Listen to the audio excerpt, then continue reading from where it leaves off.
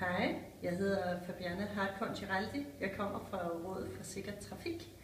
Det er en rigtig stor glæde for mig her i dag at kunne fortælle, at årets vinder af Sikker Trafik Erhvervsprisen til kommuner, den går til Mariager Fjord Kommune. Det er der nogle rigtig gode grunde til, at den gør.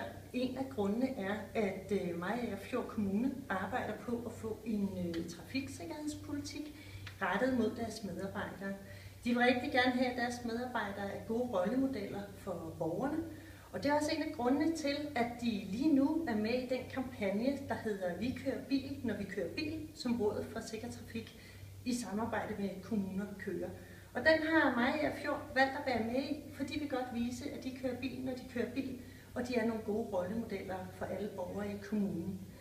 Derudover så er der forankring helt øverst oppe i kommunen ved, at borgmesteren synes, det her med trafiksikkerhedsarbejde internt i kommunen også er en rigtig god idé. Det er også en af de allervigtigste grunde til, at de har fået prisen. En anden rigtig god grund, det er, at de kommunikerer meget om trafiksikkerhed, både internt i kommunen, men også eksternt til borgere i kommunen.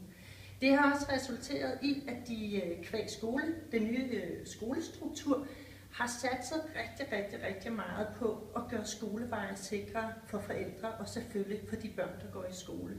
De har lavet kæmpe analysearbejde, og det har udmøntet sig i rigtig mange nye vejtekniske forhold, men også rigtig meget kommunikation og rigtig meget involvering af skolebørn og deres forældre, så de kan komme sikkert i skole.